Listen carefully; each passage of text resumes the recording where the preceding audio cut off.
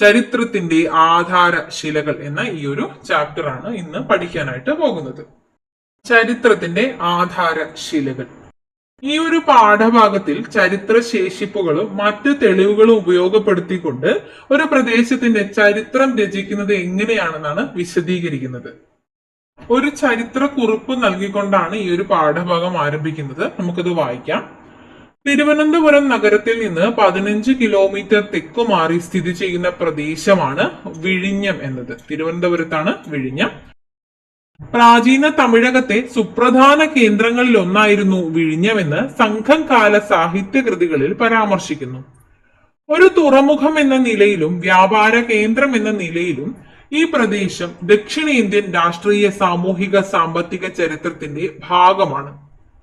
CE 9-10 നൂറ്റാണ്ടുകളിൽ ദക്ഷിണേന്ത്യയിലെ ആയി രാജവംശത്തിന്റെ കേന്ദ്രമായിരുന്നു വിഴിഞ്ഞം. സിഇ 9-10 നൂറ്റാണ്ടുകളിൽ ദക്ഷിണേന്ത്യയിലെ ആയി രാജവംശത്തിന്റെ കേന്ദ്രമായിരുന്നു വിഴിഞ്ഞമെന്ന് ശിലാലിഖിതങ്ങളും മറ്റ് ചരിത്രരേഖകളും സൂചിപ്പിക്കുന്നു. ലീലാതിലകത്തിന്റെ വ്യാഖ്യാനത്തിൽ ആറ്റൂർ കൃഷ്ണപിഷാരടി പാണ്ഡ്യന്മാരാൽ പരാജിതരായ ആയ് കുടുംബം ആയ്ക്കുടി ഉപേക്ഷിച്ച് വിഴിഞ്ഞത്തേക്ക് കുടിയേറിയതായി രേഖപ്പെടുത്തിയിരിക്കുന്നു. ഉദ്യോധന സൂരി എന്ന ജൈനമുനി രചിച്ച കുവലയമാല എന്ന കൃതിയിൽ വിഴിഞ്ഞത്തെ വിജയപുരി എന്ന് പരാമർശിച്ചിരിക്കുന്നു. ഇതെല്ലാം ഇമ്പോർട്ടന്റ് ആയ പോയിന്റ്സ് ആയിട്ട് തന്നെ നോട്ട് ചെയ്യാം കേട്ടോ. ഉദ്യോധന സൂരി എന്ന ജൈനമുനി രചിച്ച കുവലയമാല എന്ന കൃതിയിൽ വിഴിഞ്ഞത്തെ വിജയപുരി എന്ന് പരാമർശിച്ചിരിക്കുന്നു.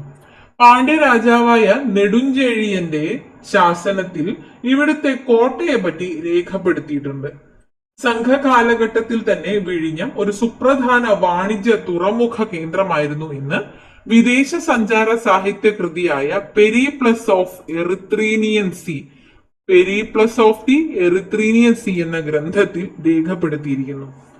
കേരള സർവകലാശാല പുരാവസ്തു വകുപ്പ് നടത്തിയ ഉദ്ഖനനങ്ങളിൽ ഈ പ്രദേശത്തിന്റെ സമീപത്തായി നിലനിന്നിരുന്ന കോട്ടയുടെ അവശിഷ്ടങ്ങൾ കണ്ടെത്തിയിട്ടുണ്ട്. കോട്ടപ്പുറം എന്ന സ്ഥലനാമം ഇപ്പോഴും വിഴിഞ്ഞത്തിന് സമീപത്തുണ്ട്. ചൈനീസ് നിർമ്മിതവും റോമൻ നിർമ്മിതവുമായ പാത്രങ്ങളുടെയും മറ്റു വസ്തുക്കളുടെയും അവശിഷ്ടങ്ങൾ, റോമൻ നാണയങ്ങൾ എന്നിവ ഇവിടുന്ന് ലഭിച്ചിട്ടുണ്ട്. ഈ പുരാവസ്തു തെളിവുകൾ പ്രാചീന കാലത്തെ വിദേശ വ്യാപാര ബന്ധത്തിന്റെ സൂചനകളായി കണക്കാക്കാം. ഇവിടെ സ്ഥിതി ചെയ്യുന്ന പ്രാചീന ഗുഹാക്ഷേത്രം ഈ പ്രദേശത്തിന്റെ പൗരാണികത വ്യക്തമാക്കുന്നു. വിവിധ ജാതി മത വിഭാഗങ്ങളിൽപ്പെട്ടവർ സഹിഷ്ണുതയോടെ വസിക്കുന്ന ഈ പ്രദേശത്ത് വ്യത്യസ്ത മതസ്ഥരുടെ ധാരാളം ആരാധനാലയങ്ങൾ കാണാം. പ്രാചീന തുറമുഖമായിരുന്ന വിഴിഞ്ഞം ഇന്ന് ആധുനിക സൗകര്യങ്ങളുള്ള ഒരു തുറമുഖ കേന്ദ്രമായി മാറിയിരിക്കുന്നു. അപ്പൊ ഇതാണ് കുറിപ്പ്. അപ്പൊ ഇത്തരത്തിലൊരു ചരിത്ര കുറിപ്പ് നിർമ്മിക്കുന്നതിന് പുരാവസ്തു തെളിവുകൾ, ലിഖിതങ്ങൾ, സാഹിത്യകൃതികൾ തുടങ്ങിയവയൊക്കെ സ്രോതസ്സുകളായിട്ട് ഉപയോഗപ്പെടുത്താം. അപ്പോൾ ഇത്തരത്തിലുള്ള തെളിവുകളെ അടിസ്ഥാനമാക്കി ഭൂതകാലത്തെ ശാസ്ത്രീയമായി രേഖപ്പെടുത്തുന്ന പഠന ശാഖയാണ് ചരിത്രം എന്നത്. തെളിവുകളെ അടിസ്ഥാനമാക്കി ഭൂതകാലത്തെ ശാസ്ത്രീയമായി രേഖപ്പെടുത്തുന്ന പഠനശാഖയാണ് ചരിത്രം. ചരിത്ര രചനയ്ക്ക് ആവശ്യമായ ഒട്ടേറെ തെളിവുകൾ ഓരോ കാലവും പല രൂപത്തിൽ അവശേഷിപ്പിച്ചിട്ടുണ്ടാവും. അവ സമാഹരിച്ച് ശാസ്ത്രീയമായി വിശകലനം ചെയ്ത് ഭൂതകാലത്തെ രേഖപ്പെടുത്തുന്നതാണ് ചരിത്ര രചന എന്ന് പറയുന്നത്. ഓരോ തെളിവുകളും ഓരോ കാലവും പല രൂപത്തിൽ അവശേഷിപ്പിച്ചിട്ടുണ്ടാകും. അവ സമാഹരിച്ച് ശാസ്ത്രീയമായി വിശകലനം ചെയ്ത് ഭൂതകാലത്തെ രേഖപ്പെടുത്തുന്നതാണ് ചരിത്ര രചന. അപ്പോ ഇത്തരത്തിൽ വിശാലമായ രാജ്യങ്ങളുടെയും രാജാക്കന്മാരുടെയും ചരിത്രത്തിൽ നിന്ന് വ്യത്യസ്തമായ ഒരു ചെറിയ പ്രദേശത്തിന്റെയോ വ്യക്തിയുടെയോ സംഭവത്തിന്റെയോ സൂക്ഷ്മവും സമഗ്രവുമായ രേഖപ്പെടുത്തലാണ് പ്രാദേശിക ചരിത്രം എന്ന് പറയുന്നത്. ഓക്കെ, അപ്പൊ ചരിത്രം എന്താണ്, പ്രാദേശിക ചരിത്രം എന്താണ്? ഇവിടെ 2 കോളങ്ങളായിട്ട് തന്നിട്ടുണ്ട്, നോക്കാം. ചരിത്രം വിശാലമായ പ്രദേശത്തിന്റെയോ നാടിന്റെയോ രാജ്യത്തിന്റെയോ സംഭവങ്ങളുടെയോ ചരിത്രം രേഖപ്പെടുത്തുന്നതാണ് ചരിത്രം.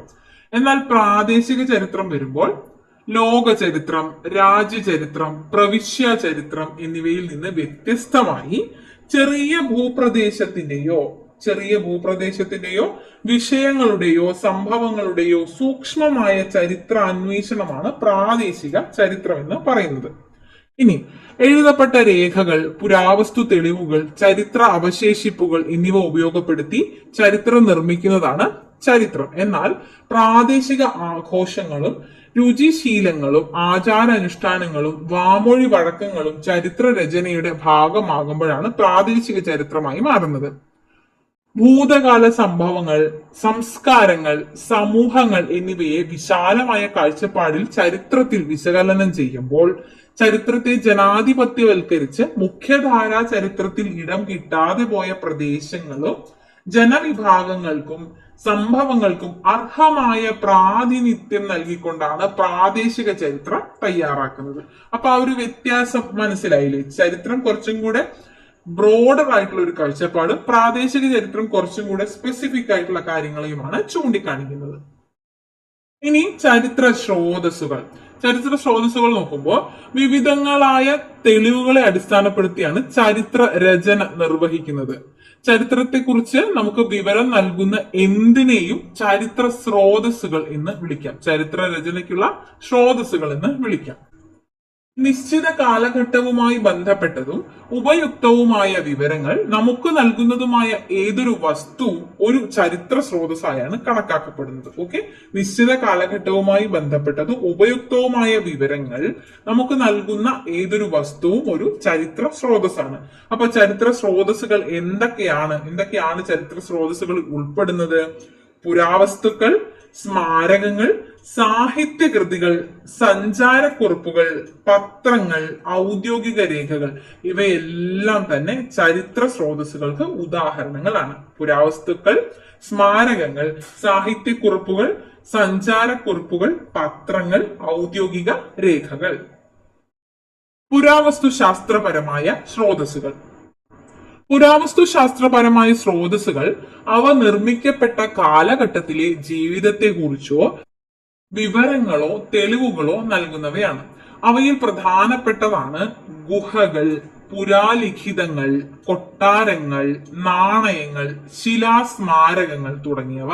അതായത് പുരാവസ്തു ശാസ്ത്രപരമായ സ്രോതസ്സുകളാണ് ഗുഹകൾ, പുരാലിഖിതങ്ങൾ, കൊട്ടാരങ്ങൾ, നാണയങ്ങൾ, ശിലാസ്മാരകങ്ങൾ തുടങ്ങിയവ. ശിലാസ്മാരകങ്ങളെ കുറിച്ച് നോക്കുകയാണെങ്കിൽ നമുക്ക് ചുറ്റും കാണുന്ന ഓരോ കല്ലിനും ഓരോ കഥ പറയാനുണ്ടാകും. വലിയ കല്ലുകൾ നിർമ്മിച്ച് ധാരാളം സ്മാരകങ്ങളുടെ അവശേഷിപ്പുകൾ നമ്മുടെ പൂർവികർ ഇവിടെ ഉപേക്ഷിച്ച് പോയിട്ടുണ്ട്. ഇവിടെ തന്നിട്ടുള്ള ചിത്രങ്ങൾ നോക്കിക്കേ. കുടക്കല്ല്, കുടയുടെ ആകൃതിയിൽ വരുന്ന ഈ ഒരു കല്ല് ഒരു ശിലാസ്മാരകമാണ്. കുടക്കല്ല്, തൊപ്പിക്കല്ല്, മുനിയറ ഇതെല്ലാം തന്നെ ശിലാസ്മാരകങ്ങൾക്ക് ഉദാഹരണമാണ്. കുടക്കല്ല്, തൊപ്പിക്കല്ല്, മുനിയറ. കേരളത്തിന്റെ വിവിധ ഭാഗങ്ങളിൽ നിന്ന് കണ്ടെടുത്ത ചരിത്ര ശേഷിപ്പുകളാണ് ഈ ശിലാസ്മാരകങ്ങൾ. കേരളത്തിന്റെ വിവിധ ഭാഗങ്ങളിൽ നിന്ന് കണ്ടെടുത്ത ചരിത്ര ശേഷിപ്പുകളാണ് ശിലാസ്മാരകങ്ങൾ. വലിയ ശിലകൾ കൊണ്ട് നിർമ്മിച്ചതിനാൽ ഇവയെ മഹാശിലാസ്മാരകങ്ങൾ എന്നാണ് വിളിക്കുന്നത്. ഇവയെല്ലാം തന്നെ കണ്ടില്ലേ, വലിയ ശിലാസ്മാരകങ്ങളാണ്. ഇവയെല്ലാം വലിയ ശിലകൾ കൊണ്ട് നിർമ്മിച്ചതിനാൽ മഹാശിലാസ്മാരകങ്ങൾ എന്നാണ് വിളിക്കുന്നത്. പുരാതന മനുഷ്യർ നിർമ്മിച്ച ഈ ശിലാസ്മാരകങ്ങൾ, സ്മാരക ശിലകൾ പോയ കാലത്തെ ചരിത്രം നമ്മോട് പറയുന്നുണ്ട്. അപ്പൊ ഈ ഓരോ സ്മാരക ശിലകളിൽ നിന്നാണ് പഴയ കാലത്തെ ചരിത്രം നമുക്ക് പഠിച്ചെടുക്കാനായിട്ട് സാധിക്കുന്നത്. ഇടുക്കി ജില്ലയിലെ മറയൂർ, തൃശൂർ ജില്ലയിലെ ചിറമനങ്ങാട്, മലപ്പുറം ജില്ലയിലെ തവനൂർ തുടങ്ങിയ സ്ഥലങ്ങളിൽ നിന്ന് ഇത്തരത്തിലുള്ള ശിലാസ്മാരകങ്ങളുടെ ശേഷിപ്പുകൾ കണ്ടെത്തിയിട്ടുണ്ട്.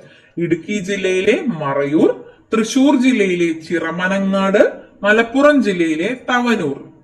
ഓക്കെ, അപ്പൊ ഇത്തരം സ്ഥലങ്ങളിൽ നിന്ന് ശിലാസ്മാരകങ്ങളുടെ ശേഷിപ്പുകൾ ലഭിച്ചിട്ടുണ്ട് എന്നാണ് പറയുന്നത്. നമ്മുടെ പൂർവികരുടെ ഭൗതിക അവശിഷ്ടങ്ങൾ അടക്കം ചെയ്യാനൊക്കെയാണ് ഇത്തരത്തിലുള്ള ശിലകൾ അല്ലെങ്കിൽ ശിലാസ്മാരകങ്ങളൊക്കെ ഉപയോഗിച്ചിട്ടുണ്ടായിരുന്നത്.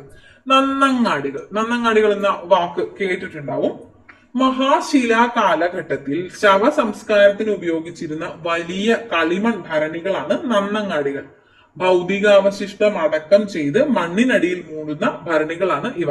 ഇതിനകത്താണ് ഭൗതിക അവശിഷ്ടം അടക്കം ചെയ്തിട്ടുണ്ടായിരുന്നത്. ഇവ മണ്ണിനടിയിൽ വെച്ച് മൂടും. ഇത്തരത്തിലുള്ള കളിമൺ ഭരണികളെ നന്നങ്ങാടികൾ എന്ന വാക്കുകൊണ്ടാണ് ഉപയോഗിച്ചിട്ടുണ്ടായിരുന്നത് അല്ലെങ്കിൽ പറഞ്ഞിട്ടുണ്ടായിരുന്നത്. ഓക്കെ, ഇനി ഗുഹകൾ കേരളത്തിന്റെ പ്രാചീന ചരിത്രത്തെ കുറിച്ച് വെളിച്ചം വീശുന്നവയാണ് ഗുഹകൾ. പ്രാചീന ചരിത്രത്തെ കുറിച്ചുള്ള എവിഡൻസ്, തെളിവുകൾ ലഭിക്കുന്നത് ഗുഹകളിൽ നിന്നും കൂടിയാണ്. പ്രകൃതിദത്തമായ ഇത്തരം ഗുഹകളിൽ ചരിത്രാതീത കാലത്തെ മനുഷ്യ ജീവിതത്തെ സൂചിപ്പിക്കുന്ന ചിത്രങ്ങളും ആലേഖനം ചെയ്യപ്പെട്ടിട്ടുണ്ട്. ചില ഗുഹകളിൽ ചരിത്രാതീത കാലത്തെ മനുഷ്യരുടെ ജീവിതത്തെ സൂചിപ്പിക്കുന്ന ചിത്രങ്ങളും മറ്റും ആലേഖനം ചെയ്യപ്പെട്ടിട്ടുണ്ട്. ഉദാഹരണം നോക്കുകയാണെങ്കിൽ വയനാട് ജില്ലയിലെ എടക്കൽ ഗുഹ ഇവിടെ താഴെ തന്നിട്ടുണ്ട്. പ്രാചീന മനുഷ്യർ ഉപയോഗിച്ചിരുന്ന കേരളത്തിലെ പ്രധാനപ്പെട്ട ഗുഹകളിൽ ഒന്നാണ് എടക്കൽ ഗുഹ. വയനാട് ജില്ലയിലെ സുൽത്താൻ ബത്തേരിയിൽ നിന്ന് 10 കിലോമീറ്റർ അകലെയാണ് എടക്കൽ ഗുഹ. ഇവിടുത്തെ ചുമരുകളിൽ കൊത്തിയിരിക്കുന്ന ഗുഹാചിത്രങ്ങൾ ശിലായുഗത്തിലെ മനുഷ്യരെ കുറിച്ചും അവരുടെ ജീവിതത്തെ കുറിച്ചും വിവരിക്കുന്നു. ഇവിടെ കാണാൻ പറ്റുന്നുണ്ടോ?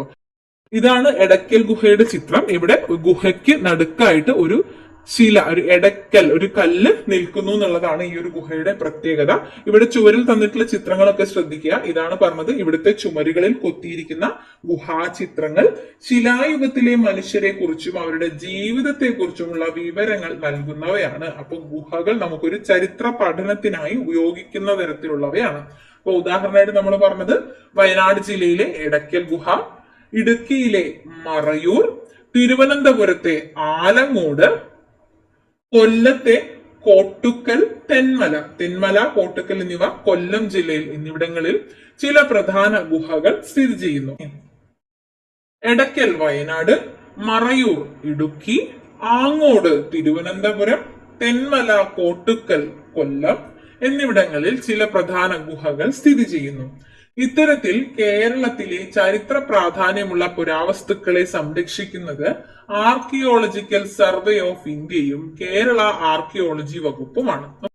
അപ്പൊ ഇത്തരത്തിൽ മുകളിൽ പറഞ്ഞിട്ടുള്ള പുരാവസ്തുക്കളെ, ചരിത്ര പ്രാധാന്യമുള്ള പുരാവസ്തുക്കളെ സംരക്ഷിക്കുന്നത് ആർക്കിയോളജിക്കൽ സർവേ ഓഫ് ഇന്ത്യയും കേരള ആർക്കിയോളജി വകുപ്പും ആണ്. ഓക്കെ, അപ്പൊ എടക്കൽ ഗുഹ നമ്മൾ കണ്ടു. ഇനി പുരാലിഖിതങ്ങൾ. ഒരു പ്രതലത്തിൽ വരച്ചതോ കൊത്തിവെച്ചതോ ആയ സന്ദേശമോ വാചകമോ ആണ് ലിഖിതങ്ങൾ. ഒരു പ്രതലത്തിൽ വരച്ചതോ കൊത്തിവെച്ചതോ ആയ സന്ദേശമോ വാചകമോ ആണ് ലിഖിതങ്ങൾ. നിർവചനങ്ങളാണ് മനസ്സിലാക്കിയിരിക്കുക കേട്ടോ. വ്യത്യസ്ത പ്രതലങ്ങളിലാണ് ലിഖിതങ്ങൾ രേഖപ്പെടുത്തിയിരിക്കുന്നത്. ഉദാഹരണം, പുരാലിഖിതങ്ങൾക്ക് ഉദാഹരണമായിട്ട് പറയാൻ ഓലകൾ രചിച്ചിട്ടുള്ളത് അല്ലെങ്കിൽ ഓലകളിൽ കൊത്തിവെച്ചിട്ടുള്ളതോ എഴുതി വെച്ചിട്ടുള്ളതോ ആയിട്ടുള്ള സന്ദേശങ്ങളാണ് ഇവിടെ തന്നിട്ടുള്ളത്. അതുപോലെ ശിലകൾ, ലോഹത്തകിടുകൾ ഇത്തരത്തിലുള്ള പ്രതലങ്ങളിലെല്ലാം തന്നെ ആലേപനം ചെയ്യപ്പെട്ടിട്ട് നമുക്ക് കാണാനായിട്ട് പുരാലിഖിതങ്ങൾ സാധിക്കും. ലിഖിത പഠനം, എപ്പിഗ്രാഫി. ശിലകൾ, ലോഹത്തകിടുകൾ, ഓലകൾ തുടങ്ങിയവയിലെ എഴുത്തുകളെ കുറിച്ചുള്ള പഠനമാണ് ലിഖിത പഠനം അല്ലെങ്കിൽ എപ്പിഗ്രഫി എന്ന് പറയുന്നത്. ശിലകൾ, ലോഹത്തകിടുകൾ, ഓലകൾ തുടങ്ങിയവയിലെ എഴുത്തുകളെ കുറിച്ചുള്ള പഠനം. ഇവിടെ തന്നിട്ടുള്ള പുരാലിഖിതങ്ങളെ കുറിച്ചുള്ള പഠനമാണ് എപ്പിഗ്രഫി അല്ലെങ്കിൽ ലിഖിത പഠനം. ഇത്തരത്തിൽ കേരളത്തിൽ അങ്ങോളം ഇങ്ങോളം ധാരാളം ലിഖിതങ്ങൾ കണ്ടെത്തിയിട്ടുണ്ട്. തരിസാപ്പള്ളി ലിഖിതം കൊല്ലത്ത് നിന്ന്, ജൂതശാസനം മട്ടാഞ്ചേരി, പാലിയം ശാസനം ആലപ്പുഴ എന്നിവ കേരളത്തിലെ പ്രധാന ലിഖിതങ്ങളാണ്. തരിസാപ്പള്ളി ശാസനം, ജൂതശാസനം, പാലിയം ശാസനം എന്നിവ കേരളത്തിലെ പ്രധാന ലിഖിതങ്ങളാണ്. കേരളത്തിൽ പുരാലിഖിതങ്ങളുടെ ശേഖരണവും സംരക്ഷണവും കേരള ആർക്കൈവ്സ് വകുപ്പാണ് നിർവഹിക്കുന്നത്. കേരളത്തിലെ പുരാലിഖിതങ്ങളുടെ ശേഖരണവും സംരക്ഷണവും കേരള ആർക്കൈവ്സ് വകുപ്പാണ് നിർവഹിക്കുന്നത്. അതുപോലെ ഇവിടെ റൈറ്റ് സൈഡിൽ ഒരു ഫലകം തന്നിട്ടുണ്ട്. ക്ഷേത്ര പ്രവേശന വിളംബരം, proclamation by Shri Chithira Thirunal Balarama Varma Maharaja of Travancore എന്ന് എഴുതിയിട്ടുണ്ട്. മറ്റ് ഡീറ്റെയിൽസ് ഇവിടെ താഴെ കൊടുത്തിട്ടുണ്ട്. അപ്പൊ ഇത്തരത്തിലുള്ള ഫലകങ്ങളിൽ നിന്ന് പുരാതന കാലങ്ങളിൽ നടന്നിരുന്ന കാര്യങ്ങളെ കുറിച്ച് നമുക്കൊരു അവബോധം ലഭിക്കാനായിട്ട് സാധിക്കും. അപ്പൊ ഫലകങ്ങളിൽ നിന്നും നമുക്ക് ചരിത്ര രേഖകൾ കിട്ടും എന്നാണ് നമ്മൾ പഠിച്ചത്. അതിനൊരു ഉദാഹരണമാണ് ഇവിടെ തന്നിട്ടുള്ള ഈ ഒരു ക്ഷേത്രപ്രവേശന വിളംബരത്തിന്റെ ഫലകം. കോട്ടകളും കൊട്ടാരങ്ങളും രാജ്യസുരക്ഷ, സൈനിക ആവശ്യങ്ങൾ, വ്യാപാരം എന്നിവയ്ക്കായി നിർമ്മിച്ചിരിക്കുന്ന കോട്ടകളെ ചരിത്ര രചനയ്ക്കുള്ള പ്രാധാന്യ സ്രോതസ്സുകളായി പ്രയോജനപ്പെടുത്താം. രാജ്യസുരക്ഷ, സൈനിക ആവശ്യങ്ങൾ, വ്യാപാരം എന്നിവയ്ക്കായി നിർമ്മിച്ചിരിക്കുന്ന കോട്ടകളെ ചരിത്ര രചനയ്ക്കുള്ള പ്രധാന സ്രോതസ്സുകളായി പ്രയോജനപ്പെടുത്താം. കേരളത്തിലെ വ്യത്യസ്ത കാലഘട്ടത്തെക്കുറിച്ചും ഭരണാധികാരികളെക്കുറിച്ചും കോട്ടകൾ നമുക്ക് വിവരം നൽകുന്നു. കേരളത്തിലെ വ്യത്യസ്ത കാലഘട്ടങ്ങളെക്കുറിച്ചും ഭരണാധികാരികളെക്കുറിച്ചുമുള്ള വിവരങ്ങൾ കോട്ടകൾ നമുക്ക് നൽകുന്നു. ഉദാഹരണം പറയാനായിട്ട് ബേക്കൽ കോട്ട, കാസർഗോഡ് ജില്ലയിലെ ബേക്കൽ കോട്ട, കണ്ണൂർ കോട്ട, പാലക്കാട് കോട്ട, അഞ്ചുതെങ്ങ് കോട്ട ഇവയെല്ലാം കേരളത്തിലെ പ്രധാനപ്പെട്ട കോട്ടകളാണ്. അപ്പൊ ബേക്കൽ കോട്ടയെ കുറിച്ചുള്ള വിവരമാണ് ഇവിടെ തന്നിട്ടുള്ളത്. ഈ പിക്ചറൈസ് ചെയ്ത് കൊടുത്തിട്ടുള്ളത് ബേക്കൽ കോട്ടയാണ്. 17-ാം നൂറ്റാണ്ടിൽ നിർമ്മിച്ച കേരളത്തിലെ ഏറ്റവും വലിയ കോട്ടയാണ് ബേക്കൽ കോട്ട. 17-ാം നൂറ്റാണ്ടിൽ നിർമ്മിച്ച കേരളത്തിലെ ഏറ്റവും വലിയ കോട്ടയായ ബേക്കൽ കോട്ട കാസർഗോഡ് ജില്ലയിൽ പള്ളിക്കര വില്ലേജിൽ സ്ഥിതി ചെയ്യുന്നു. ഈ കോട്ടയ്ക്കുള്ളിൽ ആയുധപ്പുരകൾ, കടലിലേക്ക് തുറന്നിരിക്കുന്ന കിളിവാതിലുകൾ, കടൽ വഴി വരുന്ന ശത്രുക്കളെ നേരിടാനുള്ള ഇടങ്ങൾ, രഹസ്യ ഭൂഗർഭ അറകൾ, ഒളിത്താവളങ്ങൾ, ജലസംഭരണികൾ എന്നിവയുണ്ട്. ഇത്രയധികം സംവിധാനങ്ങൾ ഉള്ളവയാണ് കോട്ടകൾ എന്ന് പറയുന്നത്.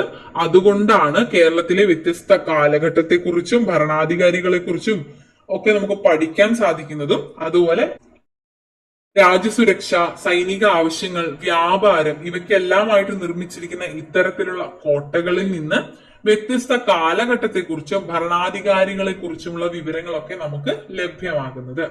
ഇനി കോട്ടകളെ പോലെ തന്നെ ചരിത്ര പ്രാധാന്യമുള്ളതാണ് കൊട്ടാരങ്ങൾ. കേരളത്തിലെ ചില പ്രധാന കൊട്ടാരങ്ങളുടെ പേരുകളാണ് ഇവിടെ തന്നിട്ടുള്ളത്.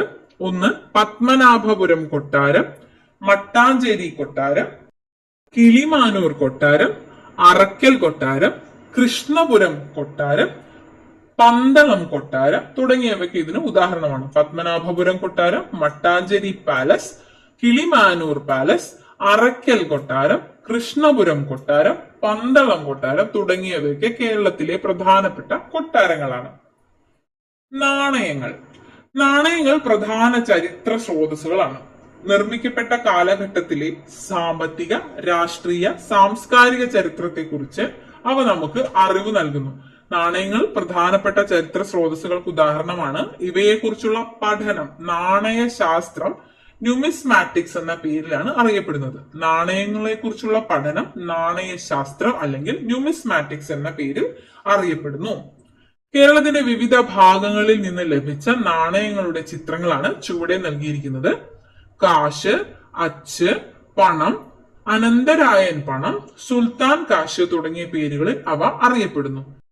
ഇവയൊക്കെയാണ് ആദ്യകാലങ്ങളിൽ ഉപയോഗിച്ചിരുന്ന നാണയങ്ങൾ. നമ്മളിവിടെ പേര് പറഞ്ഞിരുന്നു. കാശ്, അച്ച്, പണം, അനന്തരായൻ പണം, സുൽത്താൻ കാശ് തുടങ്ങിയ പേരുകളിലൊക്കെയാണ് ആദ്യകാല നാണയങ്ങൾ അറിയപ്പെട്ടിരുന്നത്. അപ്പൊ ഇവിടെ പേര് നൽകിയിട്ടുള്ളത് നോക്കിക്കേ. തിരുവിതാംകൂർ അരരൂപ എന്ന് ഇവിടെ എഴുതിയത് കാണാൻ പറ്റുന്നുണ്ട്. തിരുവിതാംകൂറിന്റെ ആ ഒരു മുദ്രയും കാണാൻ പറ്റുന്നുണ്ട്. ചിത്ര എന്ന് ആലേപനം ചെയ്തതും അരരൂപ എന്നതും വർഷവും ഒക്കെ നമുക്ക് കാണാനായിട്ട് പറ്റുന്നുണ്ട്. അതുപോലെ വീരരായൻ പണം, അതുപോലെ മറ്റു പണങ്ങൾ, പഴയ കാലഘട്ടത്തിലെ നാണയങ്ങളൊക്കെ നമുക്ക് ഇവിടെ കാണാം. അപ്പോ എന്തൊക്കെ കാര്യങ്ങളാണ് നാണയത്തിൽ നിന്നും വായിച്ചെടുക്കാൻ സാധിക്കുന്നത്? നമ്മൾ പറഞ്ഞു ചരിത്ര സ്രോതസ്സുകൾക്ക് പ്രധാനപ്പെട്ട ഒരു ഉദാഹരണമാണ് നാണയം എന്നത്. അപ്പോ നാണയം നിർമ്മിക്കപ്പെട്ട കാലഘട്ടം, നാണയം പുറത്തിറക്കിയ ഭരണാധികാരികൾ ആരാണ് എന്നത് തിരിച്ചറിയാൻ പറ്റും. നാണയത്തിന്റെ മൂല്യം അറിയാനായിട്ട് പറ്റും. ഏത് വർഷമാണ് പുറത്തിറക്കിയത്, ഏത് രാജാക്കന്മാരാണ് പുറത്തിറക്കിയത്, നാണയത്തിന്റെ മൂല്യം എന്താണ്, ഇത്തരത്തിലുള്ള കാര്യങ്ങളും അതുപോലെ മറ്റ് പ്രധാനപ്പെട്ട ചില ചരിത്രപരമായ കാര്യങ്ങളും നാണയത്തിൽ നിന്ന് വായിച്ചെടുക്കാനായിട്ട് സാധിക്കും. വീരരായൻ പണം. കോഴിക്കോട് ഭരിച്ചിരുന്ന സാമൂതിരിമാരുടെ കാലത്ത് പ്രചാരത്തിലിരുന്ന നാണയമാണ് വീരരായൻ പണം. പഴയ വീരരായൻ, പുതിയ വീരരായൻ എന്നീ രണ്ട് വിധത്തിൽ നാണയങ്ങൾ നിലവിലുണ്ടായിരുന്നു. പഴയ വീരരായൻ, പുതിയ വീരരായൻ എന്നിങ്ങനെ രണ്ട് തരത്തിൽ നാണയങ്ങൾ നിലവിലുണ്ടായിരുന്നു. 1667 മുതൽക്കാണ് ഈ നാണയങ്ങൾ അടിച്ചിറക്കാൻ തുടങ്ങിയത്. സ്വർണത്തിൽ നിർമ്മിച്ച ഈ നാണയത്തെ വിദേശീയർ പൊൻപണം എന്നാണ് വിളിച്ചിരുന്നത്. സ്വർണത്തിൽ നിക്ഷേപിച്ചതുകൊണ്ട് വീരരായൻ പണം പൊൻപണം എന്നാണ് അറിയപ്പെട്ടിരുന്നത്. വൈഷ്ണവർ ഉപയോഗിച്ചിരുന്ന നാമക്കുറി, സൂര്യന്റെ അടയാളം, സിംഹത്തിന്റെ അടയാളം തുടങ്ങിയവ ഇതിൽ കാണാവുന്നതാണ്. വൈഷ്ണവർ ഉപയോഗിച്ചിരുന്ന നാമക്കുറി, സൂര്യന്റെ അടയാളം, സിംഹത്തിന്റെ അടയാളം തുടങ്ങിയവ ഈ ഒരു വീരരായൻ പണത്തിൽ കാണാവുന്നതാണ്. അപ്പൊ കോഴിക്കോട് ഭരിച്ചിരുന്ന സാമൂതിരിമാരുടെ കാലത്ത് പ്രചാരത്തിലുണ്ടായിരുന്ന നാണയമാണ് വീരരായൻ പണം. ചോദ്യങ്ങൾ വരാവുന്ന മേഖലയാണ്, ശ്രദ്ധിക്കുക കേട്ടോ. പഴയ വീരരായൻ, പുതിയ വീരരായൻ എന്നിങ്ങനെ രണ്ട് വിധത്തിൽ വീരരായൻ പണം ഉണ്ടായിരുന്നു.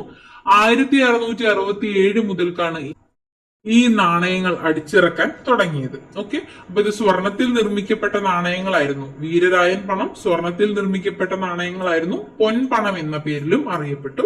വൈഷ്ണവർ ഉപയോഗിച്ചിരുന്ന നാമക്കുറി, സൂര്യന്റെ അടയാളം, സിംഹത്തിന്റെ അടയാളം എന്നിവയെല്ലാം വീരരായൻ പണത്തിൽ കാണാമായിരുന്നു.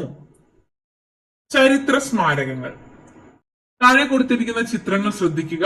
ഓരോ പ്രദേശത്തിന്റെയും സാമ്പത്തിക സാംസ്കാരിക ചരിത്രത്തിലേക്ക് നമ്മെ നയിക്കുന്ന സ്രോതസ്സുകളാണ് ഇവ എന്നാണ് പറയുന്നത്. ഒന്നാമത് കോഴിക്കോട് ജില്ലയിലെ തളി ക്ഷേത്രമാണ് തന്നിട്ടുള്ളത്. തളി ക്ഷേത്രമാണ്. രണ്ടാമത് മിസ്കൽ പള്ളി. ചരിത്ര സ്മാരകങ്ങൾ. ഇവിടെ തന്നിരിക്കുന്ന ചിത്രങ്ങൾ കോഴിക്കോട് ജില്ലയിലേതാണ്. ഓരോ പ്രദേശത്തിന്റെയും സാമ്പത്തിക സാംസ്കാരിക ചരിത്രത്തിലേക്ക് നയിക്കുന്ന സ്രോതസ്സുകളാണ് ചുവടെ തന്നിട്ടുള്ളത്. ഒന്നാമത് തളി ക്ഷേത്രം, രണ്ട് മിസ്കാൽ പള്ളി, മിസ്കാൽ പള്ളി, മൂന്നാമത് ദേവമാതാ കത്തീഡ്രൽ, ദേവമാതാ കത്തീഡ്രൽ, നാലാമത് കടൽപ്പാലം. കോഴിക്കോട്ടെ ചില ചരിത്ര സ്മാരകങ്ങളാണ് ഇവ.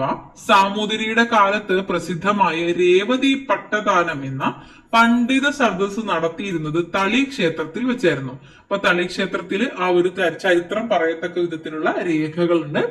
രേവതി പട്ടദാനം എന്ന പണ്ഡിത സദസ് നടത്തിയിരുന്നത് തളി ക്ഷേത്രത്തിലായിരുന്നു. പോർച്ചുഗീസുകാർക്കെതിരെയുള്ള സാമൂതിരിയുടെ പ്രധാന യുദ്ധ കേന്ദ്രമായിരുന്നു മിസ്കൽ പള്ളി. കോഴിക്കോട് ജില്ലയിലെ മിസ്കൽ പള്ളി പോർച്ചുഗീസുകാർക്കെതിരെയുള്ള സാമൂതിരിയുടെ പ്രധാന യുദ്ധ കേന്ദ്രമായിരുന്നു. കോഴിക്കോട്ടെ പോർച്ചുഗീസ് സാന്നിധ്യത്തിന്റെ സ്മാരകമാണ് 1513 നിർമ്മിച്ച ദേവമാത കത്തീഡ്രൽ. കടൽപ്പാലങ്ങൾ നൂറ്റാണ്ടുകളായി വിവിധ വിദേശ രാജ്യങ്ങളുമായി കോഴിക്കോടിനുണ്ടായ വ്യാപാര ബന്ധത്തിന്റെ തെളിവായിട്ടാണ് കാണപ്പെടുന്നത്. ഓക്കെ, അപ്പോ കടൽപ്പാലം. ഇങ്ങനെ കേരളത്തിലുടനീളം ധാരാളം സ്മാരകങ്ങൾ ഉണ്ടാവും. ഇത്തരത്തിൽ ചരിത്ര സ്മാരകങ്ങൾ ഓരോന്നും പോയ കാലത്തിന്റെ ചരിത്രമാണ് നമ്മോട് പറഞ്ഞുകൊണ്ടിരിക്കുന്നത്. അപ്പൊ ചരിത്ര സ്മാരകങ്ങൾ തന്നിട്ടുണ്ട്, ജില്ലകൾ എഴുതണം. സിനഗോഗ് ഏത് ജില്ലയിലാണ്? സിനഗോഗ് എറണാകുളം ജില്ലയിലെ മട്ടാഞ്ചേരിയിലാണ് കേട്ടോ. എറണാകുളം ജില്ലയിലെ മട്ടാഞ്ചേരിയിലാണ്, എഴുതുന്നില്ല, പറയാം. എറണാകുളം ജില്ലയിലെ മട്ടാഞ്ചേരിയിൽ സ്ഥിതി ചെയ്യുന്നതാണ് സിനഗോഗ്. 1568 മലബാറിലെ യഹൂദരാണ് ഈ ഒരു ആരാധനാലയം നിർമ്മിച്ചത്. കോമൺവെൽത്ത് രാജ്യങ്ങളിലെ തന്നെ ഏറ്റവും പഴക്കം ചെന്ന ജൂത പള്ളിയാണ് ഈ ഒരു സിനഗോഗ്. 1568 മലബാറിലെ യഹൂദർ നിർമ്മിച്ച ആരാധനാലയമാണ്. 1568. ഓക്കെ, എറണാകുളം ജില്ലയിലെ മട്ടാഞ്ചേരിയിലാണ് സിനഗോഗ് സ്ഥിതി ചെയ്യുന്നത്. അടുത്തത് പുനലൂർ തൂക്കുപാലം. പുനലൂർ തൂക്കുപാലം, പുനലൂർ എവിടെയാണ്? കൊല്ലം ജില്ലയിലാണ്. കൊല്ലം ജില്ലയിലെ പുനലൂരിൽ കല്ലടയാറിന്റെ ഇരു കരകളെയും ബന്ധിപ്പിക്കുന്ന തൂക്കുപാലമാണ് പുനലൂർ തൂക്കുപാലം. തിരുവിതാംകൂർ മഹാരാജാവായിരുന്ന ആയില്യം തിരുനാൾ രാമവർമ്മ 1877 പണി കഴിപ്പിച്ചതാണ് പുനലൂർ തൂക്കുപാലം. ഓക്കെ, കൊല്ലം ജില്ലയാണ്. ഇനി ചന്ദ്രഗിരിക്കോട്ട. ചന്ദ്രഗിരിക്കോട്ട കാസർഗോഡ് ജില്ലയിലാണ്. കാസർഗോഡ് ജില്ലയുടെ തെക്ക് കിഴക്കായിട്ട് സ്ഥിതി ചെയ്യുന്നു. കാസർഗോഡ് ജില്ലയാണ് കാസർഗോഡ്. ഓക്കെ, 17ാം നൂറ്റാണ്ടിൽ നിർമ്മിക്കപ്പെട്ട ഈ ഒരു കോട്ട ഇന്ന് കേരള പുരാവസ്തു വകുപ്പിന് കീഴിലുള്ള ചരിത്ര സ്മാരകമായിട്ടാണ് നിലകൊള്ളുന്നത്. അപ്പോ ചന്ദ്രഗിരി കോട്ട എവിടെയാണ്? കാസർഗോഡാണ്. കാസർഗോഡാണ്. ഇനി വാഗൺ ട്രാജഡി സ്മാരകം, വാഗൺ കൂട്ടക്കൊല സ്മാരകം എവിടെയായിരിക്കും സ്ഥിതി ചെയ്യുന്നുണ്ടാവുക? തിരൂരിലാണ്. തിരൂർ മലപ്പുറമാണ്. വാഗൺ കൂട്ടക്കൊലയുടെ 80ാം വാർഷികത്തോടനുബന്ധിച്ച് തിരൂരിലാണ്. തിരൂർ മുനിസിപ്പാലിറ്റി നിർമ്മിച്ച ഹാളാണ് ഇത്. ഹാളിനോട് ചേർന്ന് ഒരു വാഗൺ മാതൃകയും നിർമ്മിച്ചിട്ടുണ്ട്. അപ്പൊ മലപ്പുറമാണ്, മലപ്പുറം ജില്ലയാണ്. നമ്മളോട് ജില്ലകളാണ് ഇവിടെ ചോദിച്ചിട്ടുള്ളത്. മലപ്പുറമാണ്. മലപ്പുറം ജില്ലയിലെ തിരൂരിലാണ് വാഗൺ ട്രാജഡി സ്മാരകം ഉള്ളത്. കരിമാടിക്കുട്ടൻ സ്മാരകം, കരിമാടിക്കുട്ടൻ സ്മാരകം ആലപ്പുഴ ജില്ലയിലാണ്. ആലപ്പുഴ ജില്ലയിലെ അമ്പലപ്പുഴ താലൂക്കിൽ കരിമാടി ഗ്രാമത്തിൽ നിന്ന് കണ്ടെത്തിയ ഈ ബുദ്ധ പ്രതിമയായിട്ടാണ് ഈ ഒരു കരിമാടിക്കുട്ടൻ സ്മാരകം കണക്കാക്കപ്പെടുന്നത്. പുരാവസ്തു വകുപ്പ് ഇതിനെ ചരിത്ര സ്മാരകമായി പ്രഖ്യാപിക്കുകയും ചെയ്തു. ഓക്കെ, അപ്പൊ കരിമാടിക്കുട്ടൻ സ്മാരകം ആലപ്പുഴയിലെ അമ്പലപ്പുഴ താലൂക്കിലാണ്. സാഹിത്യ സ്രോതസ്സുകൾ. ലഭ്യമായ ചരിത്ര രചനാ സ്രോതസ്സുകളിൽ പ്രധാനപ്പെട്ട ഒന്നാണ് സാഹിത്യ സ്രോതസ്സുകൾ. വ്യത്യസ്ത പ്രമേയമുള്ള നിരവധി സാഹിത്യ കൃതികൾ ചരിത്രത്തിന്റെ പുനർനിർമ്മാണത്തിൽ നമ്മെ സഹായിക്കുന്നവയാണ്. അപ്പൊ കോകില സന്ദേശത്തിൽ തന്നിട്ടുള്ള ഒരു ഭാഗമാണിത്. കടൽ മകളായ കന്യക ഈ നഗരത്തിൽ വാസമുറപ്പിച്ചത് കൊണ്ടാണത്രേ കടലമ്മ ദ്വീപാന്തരങ്ങളിൽ നിന്ന് രത്നങ്ങളൊക്കെ ചുമന്നുകൊണ്ടുവരുന്ന കപ്പലുകളെ തിരമാലകൾ കൊണ്ട് തട്ടി കോഴിക്കോട്ട് എത്തിച്ചിരുന്നത്. കോകില സന്ദേശത്തിലെ വാക്കുകളാണ്. കടൽ മകളായ കന്യക ഈ നഗരത്തിൽ വാസമുറപ്പിച്ചത് കൊണ്ടാണത്രേ കടലമ്മ ദ്വീപാന്തരങ്ങളിൽ നിന്ന് രത്നങ്ങളൊക്കെ ചുമന്നു കൊണ്ടുവരുന്ന കപ്പലുകളെ തിരമാലകൾ കൊണ്ട് തട്ടി കോഴിക്കോട്ട് എത്തിച്ചിരുന്നത്. 15ാം നൂറ്റാണ്ടിൽ ഉദ്ദണ്ഡ ശാസ്ത്രികൾ രചിച്ച കോകില സന്ദേശം എന്ന സംസ്കൃത സന്ദേശ കാവ്യത്തിൽ കോഴിക്കോടിനെ കുറിച്ച് എഴുതിയ ഒരു ശ്ലോകത്തിലെ ഒരു ആശയമാണ് ഇവിടെ തന്നിട്ടുള്ളത്. 15ാം നൂറ്റാണ്ടിലാണ് ഉദ്ദണ്ഡ ശാസ്ത്രികളാണ് കോകില സന്ദേശം എന്ന സംസ്കൃത സന്ദേശ കാവ്യത്തിന്റെ രചയിതാവ്. ഇതിലാണ് കോഴിക്കോടിനെ കുറിച്ചുള്ള ഈ ഒരു ആശയം പറഞ്ഞിട്ടുള്ളത്. 15ാം നൂറ്റാണ്ടിൽ ഉദ്ദണ്ഡ ശാസ്ത്രികൾ കോകില സന്ദേശം രചിച്ചു. അതൊരു സംസ്കൃതത്തിലുള്ള സന്ദേശ കാവ്യമാണ് കോഴിക്കോടിനെ കുറിച്ച് പ്രതിപാദിക്കുന്നത്. ഓക്കെ ആണല്ലോ. ഇനി സംഘസാഹിത്യ കൃതികൾ. സംഘസാഹിത്യ കൃതികൾ കേരളത്തിന്റെ പ്രാചീന ചരിത്രത്തെ കുറിച്ച് വെളിച്ചം വീശുന്ന സാഹിത്യ സ്രോതസ്സുകളാണ് തമിഴിൽ രചിക്കപ്പെട്ട സംഘസാഹിത്യ കൃതികൾ. പതിറ്റുപത്ത്, പുറനാനൂറ്, അകനാനൂറ്, കുറുംതോഗൈ, നറ്റിനെ തുടങ്ങിയവ പ്രധാന സംഘസാഹിത്യ കൃതികളാണ്. കേരളത്തിന്റെ പ്രാചീന ചരിത്രത്തെ കുറിച്ച് വെളിച്ചം വീശുന്ന സാഹിത്യ സ്രോതസ്സുകളാണ് തമിഴിൽ രചിക്കപ്പെട്ട സംഘസാഹിത്യ കൃതികൾ. ഉദാഹരണം പതിറ്റുപത്ത്, പുറനാനൂറ്, അകനാനൂറ്, കുറുംതൊകൈ, നറ്റിനെ തുടങ്ങിയവ. ഇതുപോലെ വിവിധ ഭാഷകളിലായി വിവിധ കാലഘട്ടങ്ങളിൽ രചിക്കപ്പെട്ട ധാരാളം സാഹിത്യകൃതികൾ ലഭ്യമാണ്. ഇതെല്ലാം തന്നെ നമ്മുടെ ചരിത്ര സ്രോതസ്സുകളാണ്. ഈ കൃതികൾ രചിക്കപ്പെട്ട കാലഘട്ടത്തിന്റെ ചരിത്രം മനസ്സിലാക്കാൻ ഇതെല്ലാം നമ്മെ സഹായിക്കുന്നു. ഉദാഹരണത്തിന് 12 മുതൽ 15 വരെയുള്ള നൂറ്റാണ്ടുകളിൽ രചിക്കപ്പെട്ട മണിപ്രവാള കൃതികൾ ഈ കാലഘട്ടത്തിലെ നാടുവാഴി വ്യവസ്ഥയെക്കുറിച്ചും സംസ്കാരത്തെക്കുറിച്ചുമുള്ള വിവരം നമുക്ക് നൽകുന്നു. 12 മുതൽ 15 വരെയുള്ള നൂറ്റാണ്ടുകളിലാണ് മണിപ്രവാള കൃതികൾ രചിക്കപ്പെട്ടത്. ഇതിൽ നിന്ന് ആ കാലഘട്ടത്തിലെ നാടുവാഴി വ്യവസ്ഥയെക്കുറിച്ചും സംസ്കാരത്തെക്കുറിച്ചുമുള്ള വിവരം ലഭിക്കുന്നു.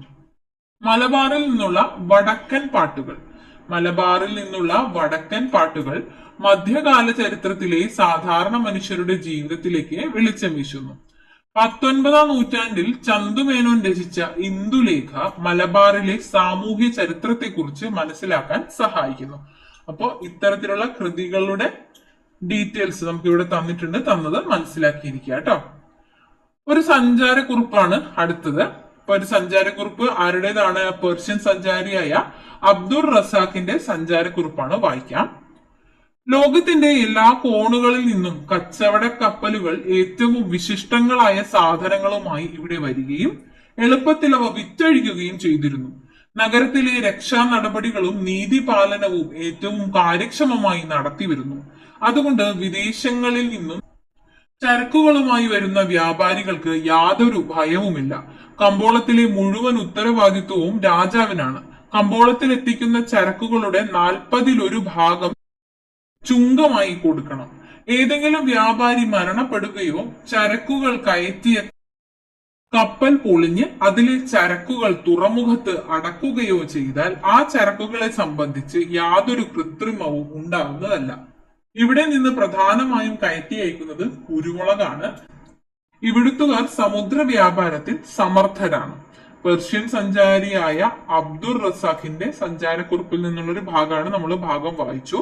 15-ാം നൂറ്റാണ്ടിൽ കോഴിക്കോട് വന്ന പെർഷ്യൻ സഞ്ചാരിയായ ഇദ്ദേഹം അബ്ദുൾ റസാഖ് കോഴിക്കോട് തുറമുഖത്തെ കുറിച്ച് പറയുന്ന വിവരണമാണ് നമ്മൾ വായിച്ചത്. അതിൽ നിന്ന് നമുക്ക് എന്തെല്ലാം മനസ്സിലാക്കാം? അപ്പോ 15-ാം നൂറ്റാണ്ടിൽ കോഴിക്കോട്ട് വന്ന പെർഷ്യൻ സഞ്ചാരിയായ അബ്ദുൾ റസാഖ് കോഴിക്കോട് തുറമുഖത്തെ കുറിച്ച് പറയുന്ന ഒരു യാത്രാ വിവരണമാണ് നമ്മൾ ഇവിടെ കണ്ടത്. പ്രാദേശിക ചരിത്ര രചനയിൽ സുപ്രധാന പങ്കുവഹിക്കുന്ന ഇത്തരത്തിലുള്ള സഞ്ചാരക്കുറിപ്പുകൾ പ്രത്യേക സ്ഥലങ്ങൾ, സംഭവങ്ങൾ, സംസ്കാരങ്ങൾ എന്നിവയുടെ നേരനുഭവങ്ങൾ നൽകാനായി നമ്മളെ സഹായിക്കുന്നു. ഒരു പ്രദേശത്തിന്റെ ചരിത്രം, ഭൂമിശാസ്ത്രം, സാമ്പത്തിക ഘടന, സാമൂഹിക ജീവിതം എന്നിവയിലേക്ക് ഇത് വെളിച്ചം വീശുന്നു. ഒരു പ്രദേശത്തിന്റെ ചരിത്രം, ഭൂമിശാസ്ത്രം, സാമ്പത്തിക ഘടന, സാമൂഹിക ജീവിതം എന്നിവയിലേക്ക് ഇത് വെളിച്ചം വീശുന്നു. ഇവിടെ നമുക്ക് കേരളത്തെ കുറിച്ച് പരാമർശിച്ചിട്ടുള്ള ചില സഞ്ചാരികളെ, വിദേശ സഞ്ചാരികളെയും അവരുടെ രാജ്യവും മെൻഷൻ ചെയ്ത് തന്നിട്ടുണ്ട്. നോക്കാം. ഒന്നാമത് സഞ്ചാരി മെഗസ്തനീസ്, രാജ്യം ഗ്രീസ് ആണ്. സുലൈമാൻ, അബ്ദുൾ റസാഖ് എന്നിവർ പെർഷ്യയാണ്. അബ്ദുൾ റസാഖ് നമ്മളിപ്പോ തൊട്ടു മുന്നേ കണ്ടതേ ഉള്ളൂ. സുലൈമാൻ, അബ്ദുൾ റസാഖ് എന്നിവർ പെർഷ്യ.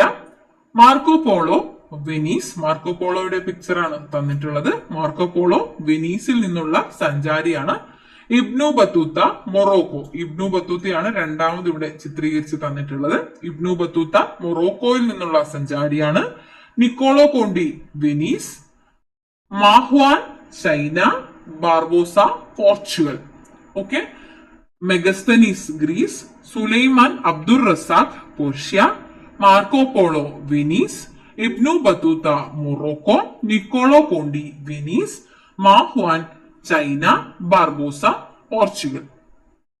ആത്മകഥകളും ജീവചരിത്രങ്ങളും. ചരിത്ര രചനയ്ക്ക് ഉപയോഗിക്കുന്ന സാഹിത്യ സ്രോതസ്സുകളാണ് മിക്ക ആത്മകഥകളും ജീവചരിത്രങ്ങളും. അപ്പൊ ഇവിടെ തന്നിട്ടുള്ള ആത്മകഥ തകഴിയുടെ ആത്മകഥയാണ്.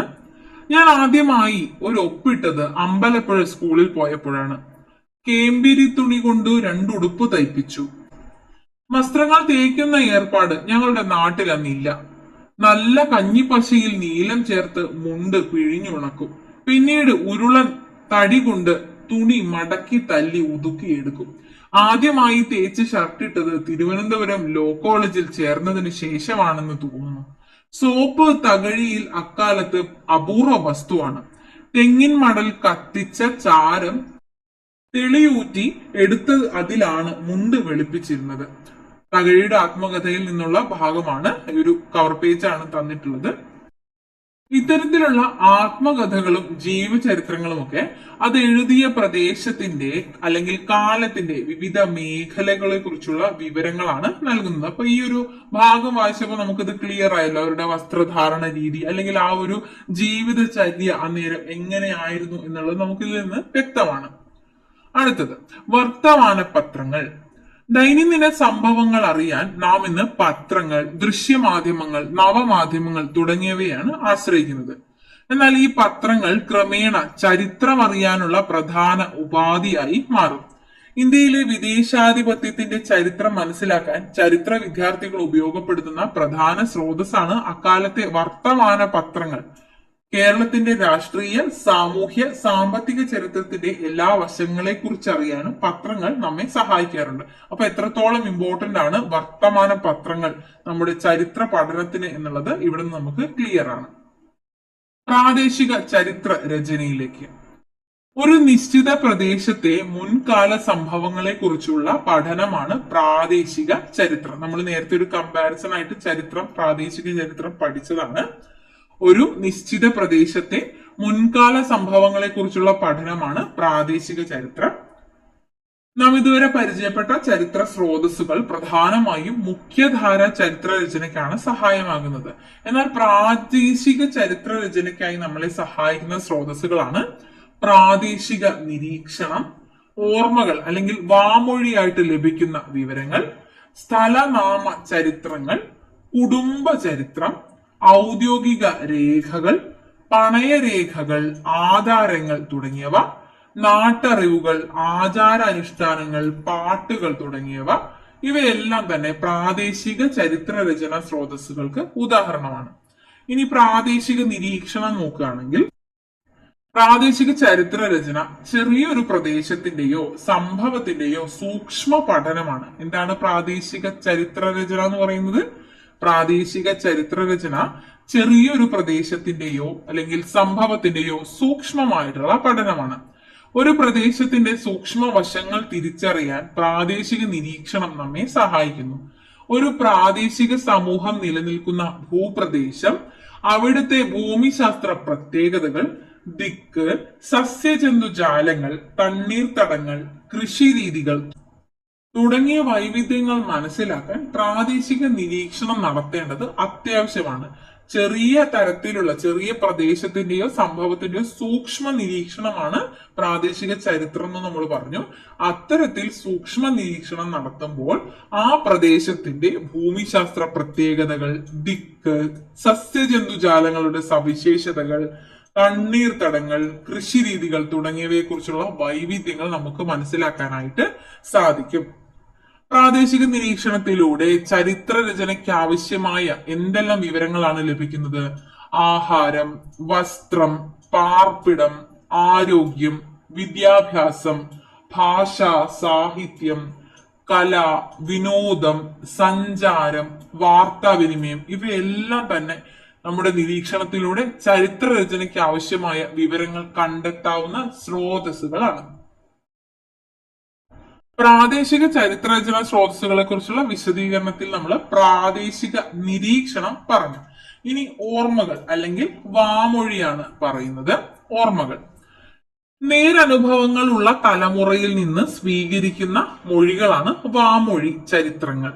അപ്പോ പ്രായമായവരുടെ, നമ്മുടെ നാട്ടിലുള്ള പ്രായമായ ജനങ്ങളുടെ നേരനുഭവമുള്ള തലമുറയിൽ നിന്ന് സ്വീകരിക്കുന്ന മൊഴികളാണ് വാമൊഴി ചരിത്രങ്ങൾ. പ്രാദേശിക ചരിത്ര രചന നടത്താൻ തിരഞ്ഞെടുക്കുന്ന സ്ഥലത്തെ മുതിർന്ന ആളുകളുടെ ഓർമ്മകൾ ശേഖരിക്കുക എന്നത് ഏറെ പ്രധാനപ്പെട്ട ഒന്നാണ്.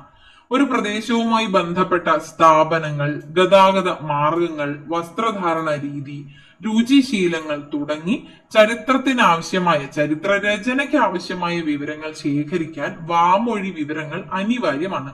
ഇവയെക്കുറിച്ചുള്ള വ്യക്തികളുടെ ഓർമ്മകൾ ചരിത്രത്തെ പുനർനിർമ്മിക്കാൻ നമ്മെ സഹായിക്കും. സമൂഹത്തിൽ നിലനിന്നിരുന്ന സമ്പ്രദായങ്ങളും പിൽക്കാലത്തുണ്ടായ മാറ്റങ്ങളും വിശകലനം ചെയ്യാൻ ഈ ഓർമ്മകൾ സഹായിക്കുന്നു. വാമൊഴി സ്രോതസ്സുകളെ മറ്റു സ്രോതസ്സുകളോടൊപ്പം ചേർത്ത് വെച്ച് പരിശോധിച്ച് വിശ്വാസ്യത ഉറപ്പുവരുത്തേണ്ടത് അനിവാര്യമാണ്. വാമൊഴിയായി ലഭിക്കുന്നതാണ് നേരനുഭവങ്ങളായിരിക്കണം, അതുപോലെ തന്നെ വിശ്വാസ്യ യോഗ്യതയുള്ളതുമായിരിക്കണം. അത് പരിശോധിച്ച് ഉറപ്പുവരുത്തൽ അത്യാവശ്യമാണ്. ഇനി സ്ഥലനാമ ചരിത്രം. നമ്മുടെ സ്ഥലം, നമ്മൾ താമസിക്കുന്ന അല്ലെങ്കിൽ നമുക്ക് പരിചയമുള്ള അല്ലെങ്കിൽ മറ്റ് ഏതൊരു സ്ഥലത്തിന്റെയോ പേര് എങ്ങനെ ലഭിച്ചു എന്നത്. ഉദാഹരണത്തിന് കോഴിക്കോടിന് ആ ഒരു പേര് എങ്ങനെ കിട്ടി? കോയിൽ എന്നാൽ കൊട്ടാരം എന്നും കോട്ട എന്നും അർത്ഥമുള്ള രണ്ട് പദങ്ങൾ ചേർന്ന് കോയിൽ കോട്ട എന്നായിരുന്നു കോഴിക്കോടിന്റെ പഴയ പേര്. കോയിൽ എന്നാൽ കൊട്ടാരം എന്നാണ് അർത്ഥം. കോയിൽ എന്നാൽ കൊട്ടാരം എന്നാണ് അർത്ഥം. കോട്ട കൊണ്ട് സംരക്ഷിച്ച കൊട്ടാരം എന്നാണ് കോയിൽ കോട്ട എന്ന പേര് കൊണ്ട് അർത്ഥമാക്കുന്നത്. ഇത് പിന്നീട് കോഴിക്കോട് എന്നായി മാറിയെന്ന് ചരിത്രകാരന്മാർ പറയുന്നു. തൃശൂർ, കണ്ണൂർ, തലശ്ശേരി, തങ്കശ്ശേരി എന്നീ സ്ഥലനാമങ്ങൾ കൂടി നോക്കുകയാണെങ്കിൽ ഇതുപോലെ തന്നെ പേരുകൾ എപ്രകാരമാണ് ലഭിച്ചത് എന്ന് നമുക്ക് മനസ്സിലാക്കാനായിട്ട് സാധിക്കും. കേരളത്തിൽ അങ്ങോളം ഇങ്ങോളം ഊർ അല്ലെങ്കിൽ ചേരി എന്നീ വാക്കുകളിൽ അവസാനിക്കുന്ന സ്ഥലപ്പേരുകൾ ധാരാളമായി ഉണ്ട്. ഭൂമിശാസ്ത്രപരമായ പ്രത്യേകതകളും സ്ഥലനാമ രൂപീകരണത്തിൽ സ്വാധീനം ചെലുത്താറുണ്ട്. കുടുംബ ചരിത്രം. കുടുംബങ്ങളുടെ ചരിത്രവും പ്രാദേശിക ചരിത്ര രചനയിൽ പ്രാധാന്യമർഹിക്കുന്ന ഒരു സാഹിത്യ സ്രോതസ്സാണ്. ഒരു ഗ്രാമത്തിന്റെയോ പ്രദേശത്തിന്റെയോ വളർച്ചയിൽ വ്യക്തികൾ നടത്തിയ ഇടപെടലുകളും സംഭാവനകളും വസ്തുനിഷ്ഠത ഉറപ്പാക്കി ശേഖരിക്കുക എന്നത് പ്രാദേശിക ചരിത്രാന്വേഷകന്റെ കടമയാണ്. കുടുംബ ചരിത്രവും പ്രധാനപ്പെട്ട ഒരു സാഹിത്യ രചനയ്ക്കായുള്ള സാഹിത്യ സ്രോതസ്സാണ്. ചരിത്ര രചനയ്ക്കായിട്ടുള്ള സാഹിത്യ സ്രോതസ്സാണ് കുടുംബത്തിന്റെ ചരിത്രം. ഒരു ഗ്രാമത്തിന്റെയോ പ്രദേശത്തിന്റെയോ വളർച്ചയിൽ വ്യക്തികൾ നടത്തിയ ഇടപെടലുകളും സംഭാവനകളും നേരത്തെ വാമൊഴിയിൽ പറഞ്ഞതുപോലെ തന്നെ വസ്തുനിഷ്ഠമാണെന്ന് ഉറപ്പാക്കി ശേഖരിക്കുക എന്നത് ചരിത്രാന്വേഷകന്റെ കടമയായിട്ടാണ് പറയുന്നത്. എന്നാലേ ചരിത്രം കൃത്യമായ രീതിയിൽ നമുക്ക് അറിയാനായിട്ട് സാധിക്കുകയുള്ളൂ. ഔദ്യോഗിക രേഖകൾ. ഇപ്പൊ ഇവിടെ ഔദ്യോഗിക രേഖയായിട്ട് ഉപ്പു നിയമം ലംഘിച്ചതുമായി ബന്ധപ്പെട്ട ഒരു ഡാറ്റ തന്നിട്ടുണ്ട്, നോക്കാം. 1930 മെയ് 17 വൻജനാവലിയുടെ നേതൃത്വത്തിൽ 27 സ്ഥലങ്ങളിലായി കോഴിക്കോട് കടപ്പുറത്ത് ബ്രിട്ടീഷുകാർ നടപ്പിലാക്കിയ ഉപ്പു നിയമം ലംഘിച്ചു. കോഴിക്കോട്ടെ ഗുജറാത്തി നിവാസികൾ താൽപര്യത്തോടെ ഈ പ്രവർത്തനങ്ങളിൽ പങ്കാളികളായിരുന്നു. തിരുവിതാംകൂറിൽ നിന്നും വന്ന സത്യാഗ്രഹ വളണ്ടിയർമാരും കൂടെ ചേർന്നു. കടൽ വെള്ളം വറ്റിച്ച് ഉപ്പുമായി നിയമലംഘകർ ബ്രിട്ടീഷ് വിരുദ്ധ മുദ്രാവാക്യം മുഴക്കി ജാഥ നടത്തി. ഉപ്പുണ്ടാക്കാനായി ഉപയോഗിച്ചിരുന്ന വസ്തുക്കളും അവർ കയ്യിൽ കരുതിയിരുന്നു. കടപ്പുറത്ത് നടന്ന ഉപ്പു സത്യാഗ്രഹ സമരത്തെ പോലീസ് ക്രൂരമായി നേരിട്ടു. സ്വതന്ത്ര സമര പതാക പോലീസിൽ നിന്നും സംരക്ഷിക്കാൻ പി കൃഷ്ണപിള്ളയും അബ്ദുൾ റഹ്മാൻ സാഹിബും ഐതിഹാസികമായ പ്രതിരോധമാണ് നടത്തിയത്. ഓക്കെ, തമിഴ്നാട് പുരാരേഖാ സമുച്ചയം ആർക്കൈവ്സിൽ സൂക്ഷിച്ചിട്ടുള്ള ഈ രേഖ കേരളത്തിന്റെ സ്വാതന്ത്ര്യ സമരത്തിലേക്ക് വെളിച്ചം വീശുന്ന തരത്തിലുള്ള ആശയം അല്ലെങ്കിൽ ഒരു അറിവാണ് നമുക്ക് നൽകിയത് ഉപ്പു നിയമം ലംഘിച്ചതുമായി ബന്ധപ്പെട്ട്. അപ്പോ പ്രധാനപ്പെട്ട ഔദ്യോഗിക രേഖകൾ വഴിയാണ് നമുക്ക് പ്രധാനപ്പെട്ട ചരിത്ര അറിവുകൾ ലഭിക്കുന്നത്. ഏതൊക്കെയാണ് പ്രധാനപ്പെട്ട ഔദ്യോഗിക രേഖകൾ? സെൻസസ് റിപ്പോർട്ടുകൾ, ഗസറ്റ് രേഖകൾ, കോടതി രേഖകൾ, സർവേ റിപ്പോർട്ടുകൾ, നികുതി രേഖകൾ, പോലീസ് റിപ്പോർട്ടുകൾ, സ്വയംഭരണ സ്ഥാപനങ്ങളുടെ വികസന രേഖ, ഇവയെല്ലാം തന്നെ പ്രധാനപ്പെട്ട ഔദ്യോഗിക രേഖകളായി കണക്കാക്കുന്നു. ബ്രിട്ടീഷ് കോളനി വാഴ്ചയ്ക്കെതിരെ നടന്ന സമരങ്ങൾ, കലാപങ്ങൾ തുടങ്ങിയവയുടെ വിശദാംശങ്ങൾ നമ്മൾ മനസ്സിലാക്കുന്നത് കോടതി രേഖകളിലൂടെയാണ്. ഒരു പ്രദേശത്തിലെ ജനസംഖ്യ, ജനവിഭാഗങ്ങൾ എന്നിവ മനസ്സിലാക്കാൻ നാം സെൻസസ് രേഖകളെയാണ് ആശ്രയിക്കുന്നത്. അപ്പോൾ അത്തരത്തിൽ പലതരത്തിൽ നിന്നുള്ള രേഖകൾ ശേഖരിക്കാൻ വേണ്ടിയിട്ട് നമുക്ക് ഇത്തരത്തിലുള്ള ഔദ്യോഗിക രേഖകൾ ഉപയോഗപ്പെടുത്താവുന്നതാണ്. ഇനി പണയരേഖകൾ, ആധാരങ്ങൾ എന്നിവ. പണയരേഖകളും ആധാരങ്ങളും പ്രാദേശിക ചരിത്ര രചനയ്ക്ക് മുതൽക്കൂട്ടാണ്. ഇവയിൽ നിന്ന് വ്യക്തി വിവരങ്ങൾ, സ്വകാര്യ സ്വത്തുക്കൾ തുടങ്ങിയവയെ കുറിച്ചുള്ള അറിവ് ലഭിക്കുന്നു. നാട്ടറിവുകൾ, പാട്ടുകൾ, ആചാരാനുഷ്ഠാനങ്ങൾ, കലാരൂപങ്ങൾ. ഒരു പ്രദേശത്തിന് അല്ലെങ്കിൽ പ്രാദേശിക ചരിത്ര രചനയ്ക്ക് ഏറെക്കുറെ സഹായകമായ സ്രോതസ്സുകളാണ് നാട്ടറിവുകളും പാട്ടുകളും മറ്റ് ആചാര അനുഷ്ഠാനങ്ങളും. ഇവയിൽ നിന്നെല്ലാം തന്നെ ഒരു നാടിനെ കുറിച്ചും ആ പ്രദേശത്ത് നടന്നിരുന്ന കാര്യങ്ങളെ കുറിച്ചുമുള്ള ചരിത്രരേഖ നമുക്ക് ലഭ്യമാകും. അങ്ങാടികൾ, ചന്തകൾ എന്നിവിടങ്ങളിൽ നടക്കുന്ന വ്യാപാരങ്ങളെ കുറിച്ചുള്ള പാട്ടുകൾ നാടിന്റെ പ്രത്യേകതകളെ കുറിച്ചും സൂചിപ്പിക്കുന്നു. അങ്ങാടികൾ, ചന്തകൾ എന്നിവിടങ്ങളിൽ നടക്കുന്ന വ്യാപാരങ്ങളെ കുറിച്ചുള്ള പാട്ടുകൾ നാടിന്റെ പ്രത്യേകതകൾ സൂചിപ്പിക്കുന്നു. ഉണ്ണുനീലി സന്ദേശത്തിൽ നിന്നുള്ള ഒരു ഭാഗമാണ് ഇവിടെ തന്നിട്ടുള്ളത്.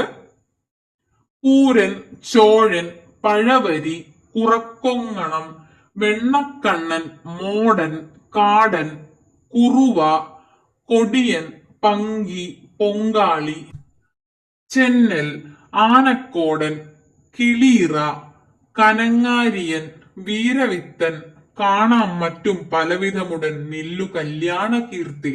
ഉണ്ണുനീലി സന്ദേശത്തിലെ ഭാഗമാണ്. നെൽവിത്തനങ്ങളെ കുറിച്ചുള്ള സൂചനകളാണ് ഇവിടെ തന്നിട്ടുള്ളത്, ഈ ഒരു വരികളിൽ നിന്ന് മനസ്സിലായിട്ടുള്ളത്.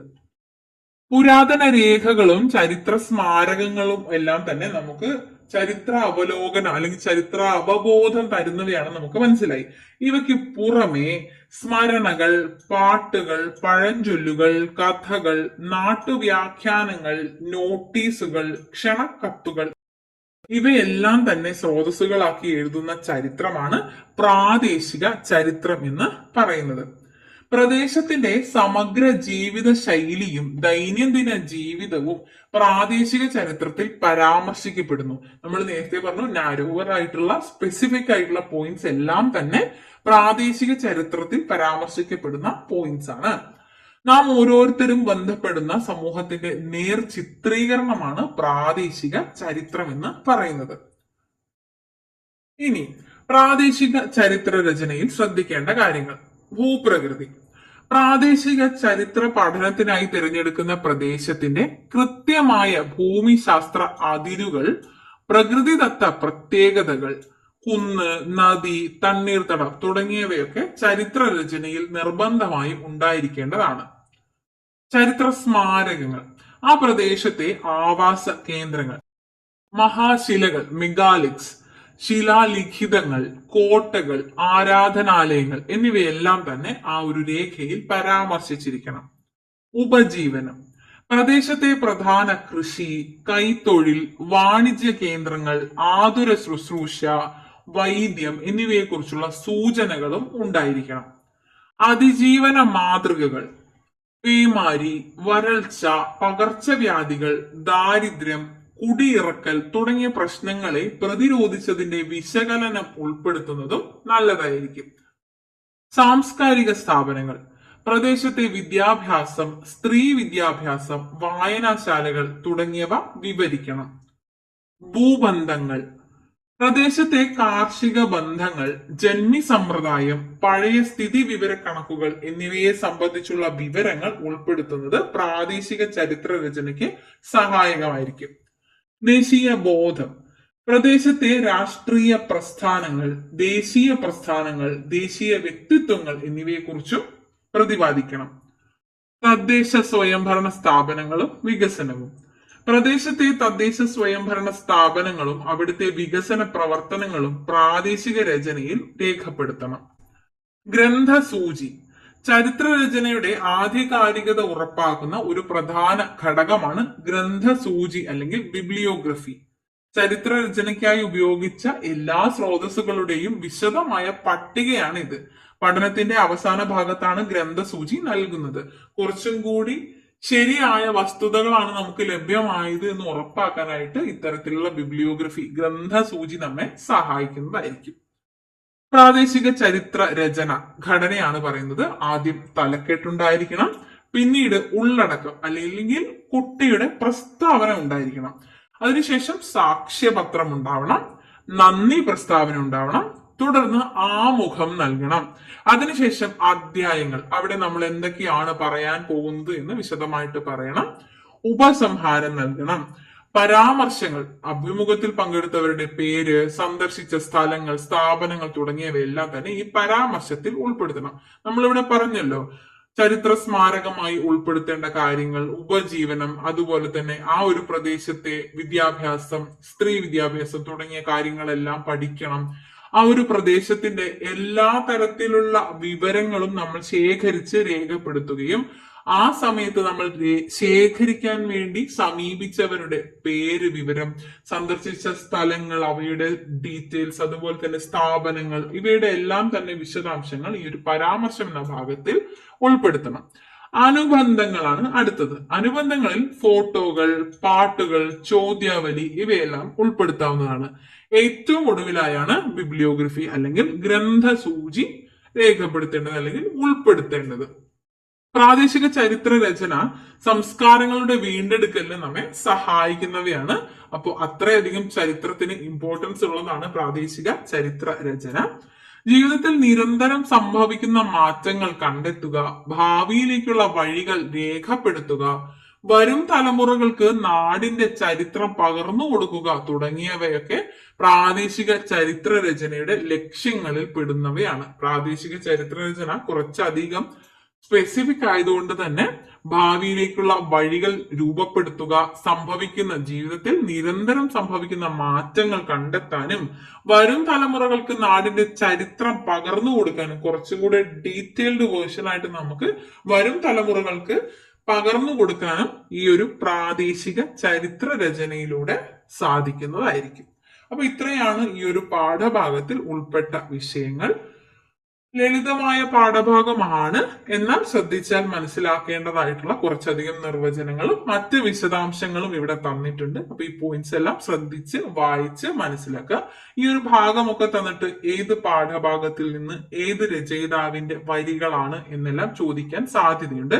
അതുപോലെ സഞ്ചാരി, ദേശം, രാജ്യം ഇവയെല്ലാം തന്നെ ഒന്ന് മനസ്സിലാക്കിയിരിക്കാനായിട്ട് ശ്രദ്ധിക്കുക കേട്ടോ.